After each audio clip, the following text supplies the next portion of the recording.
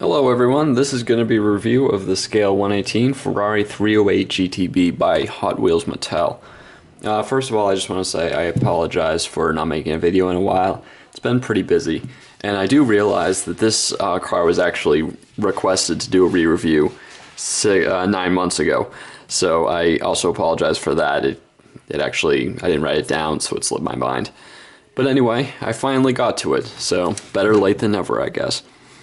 So let's get started here. Now, Hot Wheels Mattel, as I have mentioned in prior videos, it's kind of the cheaper version of the Hot Wheels Elite. Then there's actually a Hot Wheels Super Elite, which is ultra realistic. This car, this particular 308 GTB, which is a 1984 model, could also be considered 1983 up till 1986, I think. There is an Elite version, but I got this because it was more affordable, and really it's pretty darn nice for the cost. The number one highlight about it is the paint quality, and first off I just want to mention that, like the 458 and other Hot Wheels Mattel, it has plastic pieces like the plastic bonnet, I guess you'd call it, and plastic doors, and back here that's also plastic. So that is one downside. However, I will say that they did a phenomenal job trying to mix it up and make it look like metal, because on this car you just can't tell the difference between the plastic and the metal.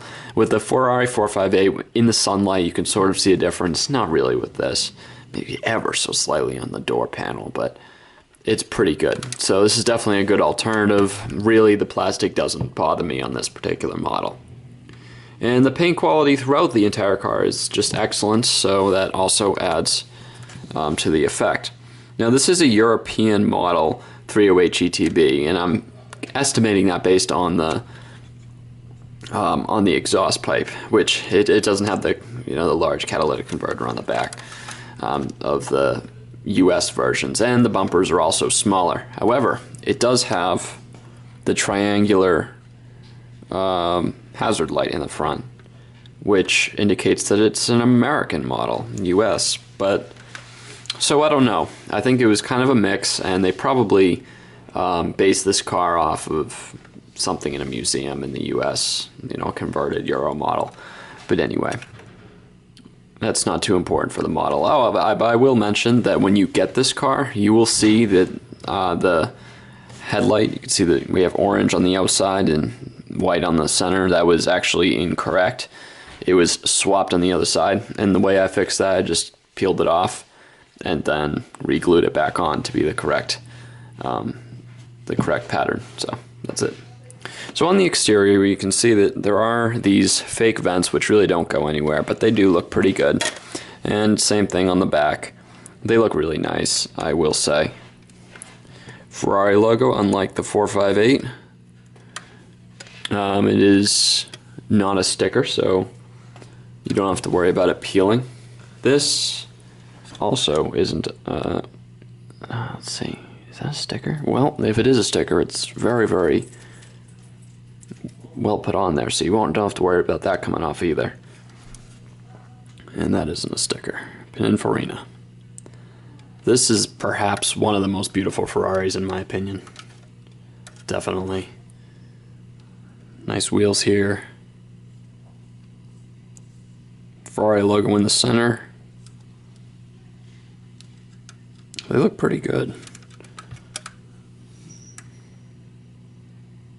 This license plate was added by me. Ferrari logo there. Not bad. The bumpers have a kind of matte black plastic on it. Makes it look a little more realistic. On the inside, now this does have the same mold as the Ferrari Elite, or the Ferrari 308 GTB Elite.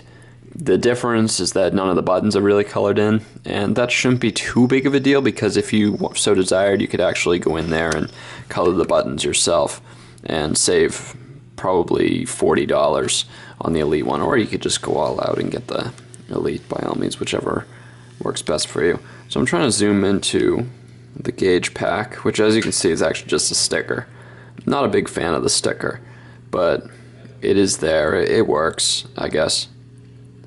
Kind of an interesting pattern on the dash. Doesn't necessarily look like leather though. Two-tone. That's good. See, not a bad door sill. Kind of looks fake though. And this is probably, you know, if there was a piece of this car that was carried directly over from the Elite model, it was the seats. And I can tell just by the texture of it, it just seems very high quality. The stitching goes throughout, super fine, really everywhere. It's almost like they just didn't care to make a new seat for the cheap car, so they just pulled it out of the Elite. Hey, works for me.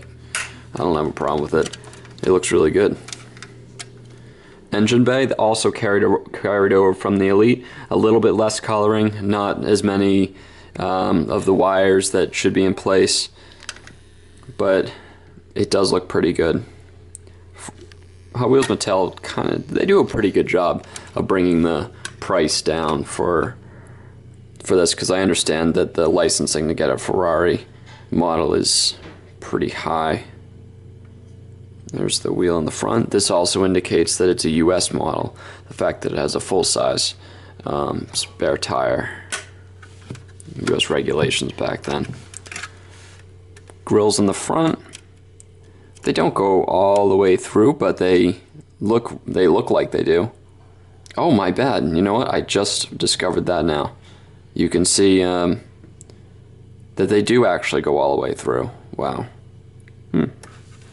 Learn something new every day. Every time I look at these models. Paint job is flawless. Underneath, I realize I've been forgetting to show the underneath, so I'm going to make sure I focus on that. Typical with Ferraris, the paragraph that lets them know that it's theirs. 2009. Not too overly impressive. I think them putting this paragraph here actually detracts a little bit from the car, because you miss some of the detail in the front, but it's possible that the car actually is like that. There really isn't too much equipment on the front naturally, because it's a mid-engine car. And for that, I mean, you can see that the oil pan, I mean, everything is for the most part shown. And a lot of it is actually raised from the bottom, but all the same color. You can see the suspension here. That's actually just a piece of plastic instead of something raised. Not too bad, not fantastic. Accurate wheel tread. And of course it was made in China, as all these models are. So overall, I really do like this car. The detail that it lacks on the interior is most certainly forgivable, considering the quality of the metalwork and the paint job on the exterior, as well as, you know, the wheels turn, and it does not have suspension, but it works really good as a model. And even though it does have plastic, which is of course not ideal, it's made up pretty well, and it works nice. I mean, the lines are very sharp everywhere around the car, so it definitely seems as if they put some attention into this. It's not like some of the Maestos where, you know, the line between the opening door and the metalwork is very wide. This, I mean, very flush, very well done. So anyway, so I got this for about $40. So if you can still find it, I would recommend it. However, you might be interested in spending just a little bit more to get that extra detail in the interior, as well as some minor details in the exterior. But for the most part, it's going to be the same thing with the budget version and the Elite. So that's all. Thanks for watching, and that's it.